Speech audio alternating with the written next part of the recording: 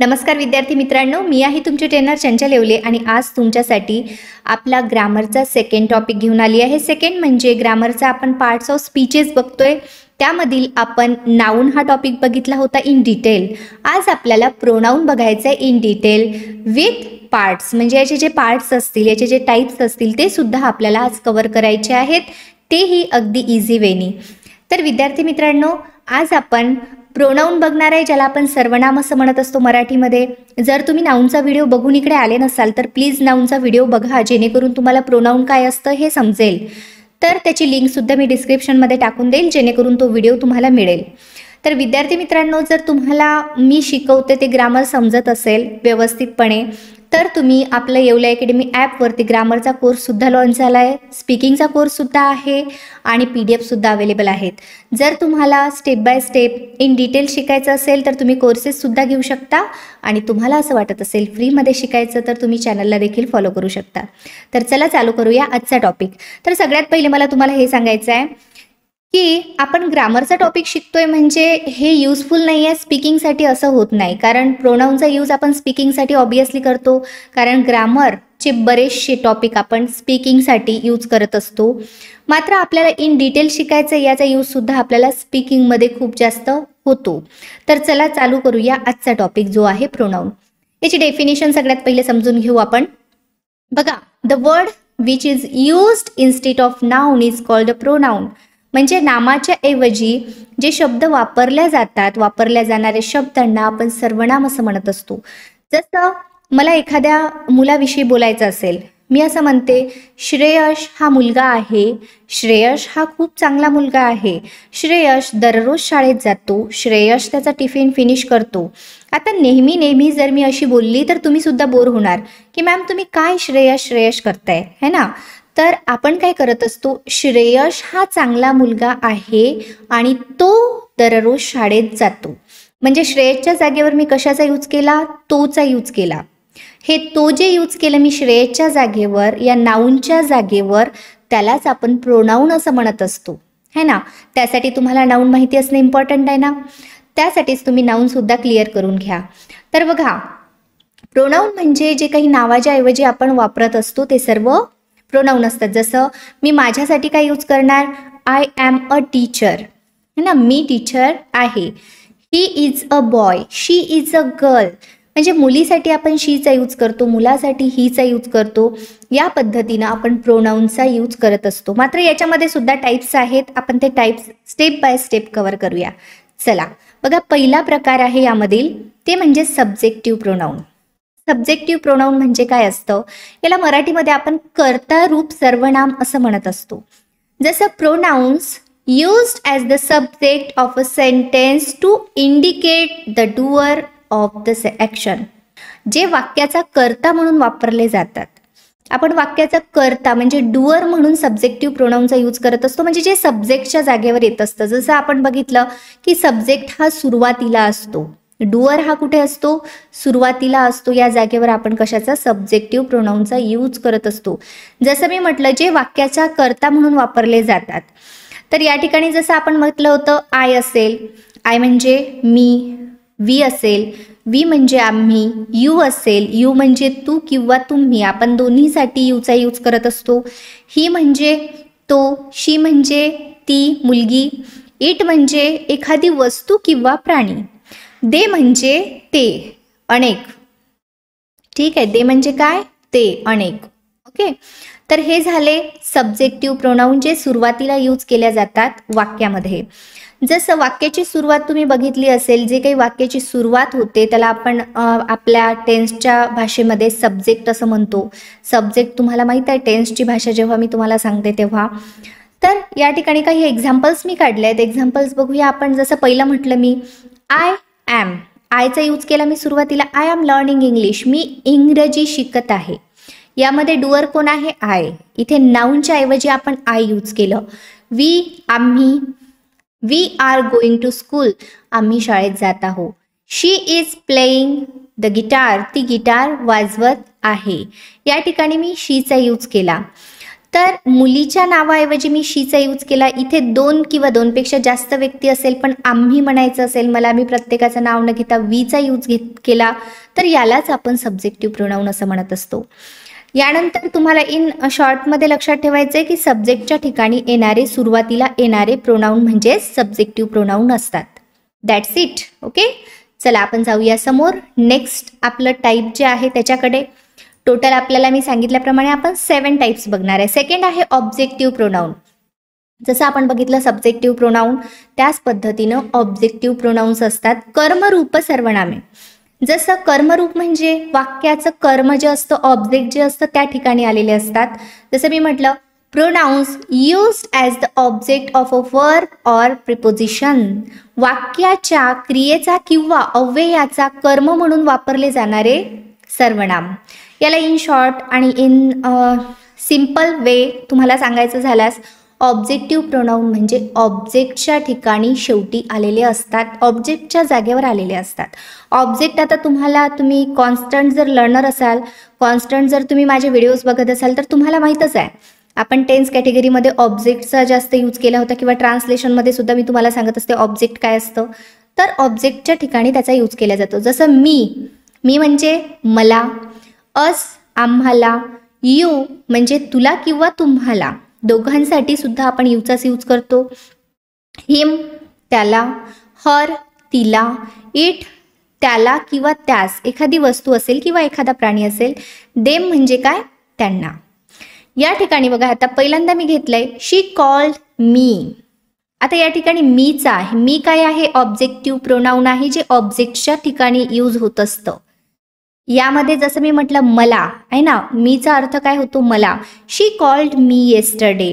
तिने मला काल कॉल केला. तिने कोणाला कॉल केला, मला. हे सांगण्यासाठी मी मीचा यूज कुठे केला, ऑब्जेक्टच्या ठिकाणी. अशा प्रकारे आपण यांचा यूज करत असतो. जसं नेक्स्ट सेंटेन्स आहे, दे हेल्प्ड अस विथ. बघा या ठिकाणी अस कुठे आलं, या व्हर्बच्या नंतर आलं. दे helped us with our project. त्यांनी आमच्या प्रोजेक्टमध्ये मदत केली. आमच्यासाठी अस आपण यूज केलं ऑब्जेक्टमध्ये, म्हणून हे काय झालं, ऑब्जेक्टिव्ह प्रोनाऊन. तर ऑब्जेक्टिव्ह प्रोनाऊन जेव्हाही तुम्हाला वाक्यामध्ये ऑब्जेक्टच्या जागेवर एखादं प्रोनाऊन दिसेल तेच असतं ऑब्जेक्टिव्ह प्रोनाऊन. तुम्हाला ओळखायचं असल्यास या ठिकाणी मी दिलंय, तुम्ही नोट डाऊन करा. तुम्हाला मी सांगितल्याप्रमाणे एक नोटबुक ठेवा ज्यामध्ये तुम्ही नोट डाऊन करत राहा. नेक्स्ट मी एक एक्झाम्पल घेतलंय, the teacher praised him for his work. शिक्षकांनी त्याच्या कामाचे कौतुक केले. आता शिक्षकांनी त्याच्यासाठी आपण काय घेतलं, हिम. ऑब्जेक्टच्या जागेवर आपण घेतलं हिम. शिक्षकांनी त्याच्या कामाचे कौतुक केले. तर अशा प्रकारे आपण ऑब्जेक्टिव्ह प्रोनाऊनचा ऑब्जेक्टच्या जागेवर यूज करत असतो. तर जसं मी म्हटलं या ठिकाणी यूज करून दाखवला, तशाच पद्धतीनं तुम्हाला देखील यूज करायचा आहे. जेव्हा अर्थाने मला, आम्हाला, तुला, तुम्हाला, त्याला, तिला, त्यास किंवा त्यांना अशा प्रकारचं तुम्हाला बोलायचं असेल. जसं तिला बोलवा है ना, किंवा त्यांनी आम्हाला सांगितले. आता त्यांनी म्हणजे दे. या ठिकाणी मी तुम्हाला लिहून दाखवलं तरी चालेल जेणेकरून तुम्हाला समजेल. त्यांनी आम्हाला सांगितले, they told us. They told us. आता अस कुठे आलंय, हे आलंय ऑब्जेक्टच्या जागेवर है ना. हे झालं ऑब्जेक्टिव्ह प्रोनाऊन. आय होप तुमचं क्लिअर झालं असेल. आपण समोरच्या पार्टकडे जाऊया, नेक्स्ट टाईपकडे. तर हे खूप महत्त्वाचे असतात माहिती असणं. तुम्हाला याचा चांगला अभ्यास करणं सुद्धा तेवढंच महत्त्वाचं आहे की तुम्हाला हे सर्व माहीत असले पाहिजे कुठे यूज करतो आपण. नेक्स्ट आहे बघा पजेसिव्ह प्रोनाऊन्स म्हणजे मालकीचे सर्वनाम, पजेसिव्ह. जसं याची डेफिनेशन बघून घेऊ आपण आणि मग जाऊया आपण याच्या एक्झाम्पलकडे. जसं आहे pronouns that show ownership or काय दाखवते, पजेशन. पजेशन म्हणजे मालकी, ज्याद्वारे एखाद्या गोष्टीवर हक्क किंवा मालकी दर्शविली जाते. असे दर्शविणारे जे प्रोनाऊन्स असतात त्यांना आपण पजेसिव्ह प्रोनाऊन असं म्हणत असतो. जसं माय, हिज माय माझे, हिज त्याचे, हर तिचे, युअर तुझे, देअर त्यांचे, अवर आमचे. याच पद्धतीनं माईन असेल, हीज असेल, हर्स असेल, युअर्स असेल, देअर्स असेल किंवा अवर्स असेल, यांचा सुद्धा आपण यूज करतो. मात्र याच्यामध्ये काय डिफरन्स आहे हे सुद्धा आपण सेंटेन्सेसमध्ये समजून घेऊ, जेणेकरून तुम्हाला लवकर समजतं. चला जाऊया आपण थोडं, मी स्क्रीनला खाली घेते जेणेकरून तुम्हाला दिसेल सर्व. ठीक आहे, या ठिकाणी बघा मी घेतलंय सगळ्यात पहिले धिस इज माय पेन. आता मी तुम्हाला सांगितलं पजेसिव्ह प्रोनाउन्स म्हणजे काय असतात की ज्याच्यावर हक्क दाखवला जाते, ज्या प्रोनाउनचा यूज आपण हक्क दाखवण्यासाठी करत असतो. धिस इज माय पेन, हा माझा पेन आहे म्हणजे माझा हक्क आहे याच्यावरती, है ना. पण मी जर म्हटलं, आता मला हे मायचा यूज तुम्हाला समजला, यांचा यूज तुम्हाला लवकर लक्षात येईल. जसं मी म्हटलं this is my pen, this is his pen, this is her pen, this is your pen, this is their pen, this is our pen, अशा पद्धतीनं आपण या ठिकाणी घेऊ शकतो. तर सोबतच याचा यूज कशा पद्धतीनं होतो हे बघू आता आपण. जसं मी म्हटलं धिस इज माय पेन, आता हे या ठिकाणी हा पेन जो आहे आपण इथे घेणार. This pen is mine. काय डिफरन्स आहे मायमध्ये आणि माइनमध्ये हे लक्षात घेऊ आता आपण. माय म्हणजे माझे, याचा अर्थ चला हा माझा पेन आहे, पण धिस पेन इज माइन, हा माझाच पेन आहे म्हणजे अधिकार जास्त दाखवला की हे माझंच आहे, यामध्ये शंका घ्यायचं कामच नाही आहे. अशा पद्धतीनं आपण याचा यूज करत असतो. धिस पेन इज माइन, है ना. आता नेक्स्ट सेंटेन्स आहे आपलं दॅट इज अवर कार. ती आमची कार आहे, ती आमची कार आहे. पण मी जर म्हटलं दॅट कार इज, या ठिकाणी बघू शकता ours, that car is ours, ती आमचीच कार आहे. काय म्हटलं मी, ती आमचीच कार आहे म्हणजे अधिकार जास्त दाखवला की ते आमचंच आहे, त्याच्यावर आमचाच अधिकार आहे. अशा पद्धतीनं आपण यूज करत असतो. हे जे तुम्हाला माइन दिसत आहे, हीज दिसत आहे, हर दिसत आहे, हे जे आहेत पजेसिव्ह प्रोनाउन्स, यांचा यूज आपण अधिक मालकी दाखवण्यासाठी करतो, स्ट्रॉंगपणे बोलण्यासाठी आणि हे अधिकारासाठी. ओके, नेक्स्ट आहे धिस इज युअर आयडिया किंवा आपण याला म्हणू शकतो धिस आयडिया इज युअर्स. या ठिकाणी धिस इज युअर आयडिया म्हणजे ही तुझी कल्पना आहे, मात्र this idea is yours means ही तुझीच आयडिया आहे. अशा पद्धतीनं आय होप तुमचं क्लिअर झालेलं असेल. आपण ज्याही वेळेस अधिकार मालकी दाखवायची असेल ना, त्यावेळेस आपण पजेसिव्ह प्रोनाउनचा यूज करत असतो. या ठिकाणी डेफिनेशन सुद्धा मी तुम्हाला सांगितली आहे आणि एक्झाम्पलसह आपण शिकलो सुद्धा आहे. आपण जाऊया नेक्स्ट टाईपकडे जो आहे रिफ्लेक्टिव्ह किंवा इंटेन्सिटिव्ह प्रोनाउन्स. म्हणजे काय असते, स्वतःकडे निर्देश करणारे सर्वनाम. आता स्वतःकडे निर्देश करणारे म्हणजे काय, जसं आता मला म्हणायचे मी स्वतः किंवा तो स्वतः त्याचे काम करेल, मी स्वतः माझे काम करेल, आम्ही स्वतः जाऊ. तर ज्यावेळेस आम्ही असं बोलत असतो किंवा मी स्वतः, ती स्वतः, तो स्वतः, त्यावेळी आपण रिफ्लेक्टिव्ह किंवा त्याला आपण इंटेन्सिव्ह प्रोनाउन्स म्हणत असतो. जसं pronouns that refer back to the subject or emphasize the noun. आता याचं मराठीमध्ये मिनिंग बघा, ज्या सर्वनामांचा वापर वाक्यातील कर्त्याकडे परत निर्देश करण्यासाठी किंवा त्यावर भर देण्यासाठी होत असतो. जसं एक्झाम्पलच्या द्वारे तुम्हाला लक्षात येतं, लवकर आपण समजून घेऊ. माय सेल्फ मी स्वतः, युअर सेल्फ तू स्वतः, हिम सेल्फ तो स्वतः, हर सेल्फ ती स्वतः, इट सेल्फ म्हणजे एखादी वस्तू किंवा ॲनिमलसाठी, अवर सेल्फ म्हणजे आम्ही स्वतः. आता या ठिकाणी युअर सेल्फ आपण म्हणतो, तसंच युअर सेल्फ सुद्धा होतं. जसं अवर सेल्फ झालं ना, त्याच पद्धतीनं युअर सेल्फ सुद्धा होतं. जेव्हा एक असतं ना तू, तेव्हा युअर सेल्फ आपण वापरतो. अनेक असले तर आपण काय वापरत असतो, या ठिकाणी मी लिहूनच देते युअर सेल्फ्स. ठीक आहे, अशा पद्धतीनं तर याचा यूज आपण करत असतो. तर चला जाऊया आपण याच्या एक्झाम्पलकडे, म्हणजे काय होईल तुम्हाला अजून जास्त चांगल्या पद्धतीनं लक्षात येईल. ठीक आहे, सगळ्यात पहिलं एक्झाम्पल मी घेतलं आहे बघा इथे, I complete the project myself. या ठिकाणी पहिलं एक्झाम्पल घेतलं आहे मी. आय कम्प्लीटेड आहे, I completed the project myself. मी प्रकल्प स्वतः पूर्ण केला. मी स्वतः सांगण्यासाठी मी माय सेल्फचा यूज केला, यालाच आपण रिफ्लेक्टिव्ह प्रोनाउन्स असं म्हणत असतो. Hey my self reflective pronoun आहे एक.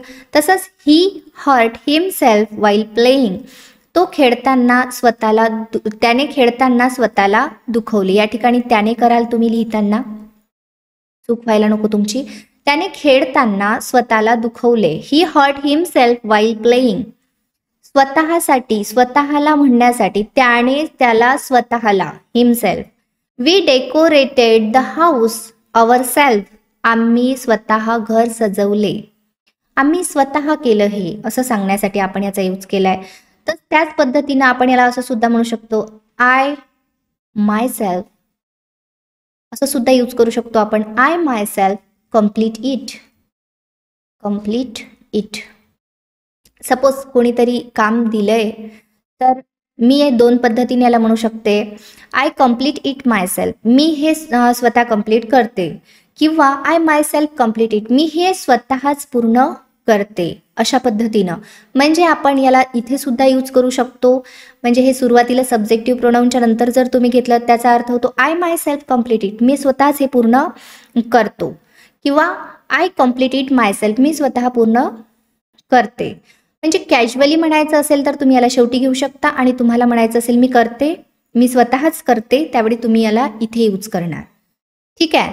तर नेक्स्ट आपण पुढल्या टाईपकडे जाऊया. आय होप हे तुम्हाला समजलं असेल. काही डाऊट असल्यास मला कॉमेंट सेक्शनमध्ये तुम्ही सांगत चला, जेणेकरून मला तिकडे तुम्हाला काही अडचण असल्यास समजते. पण आपण एवढं इझी वेनी शिकतो ना, तर मला असं वाटतं की काही अडचण जाऊच शकत नाही. तर बघा, नेक्स्ट आपलं प्रोनाऊन आहे ते म्हणजे इनडेफिनेट प्रोनाउन्स. हे आहे टाईप आपल्या प्रोनाऊनमधला अनिश्चित सर्वनामे. जसं pronouns that refer to non specific people or things, ज्यांचा वापर अनिश्चित व्यक्ती किंवा गोष्टी दर्शवण्यासाठी होतो. म्हणजे जसं आपण म्हणतो समवन असेल, एनीवन असेल, एव्हरीवन असेल. आता याला समजून कसं घ्यायचं बघा. जसं सपोज क्लासमध्ये 2-3 मुलं आहेत माझ्यासमोर जे हुशार आहेत.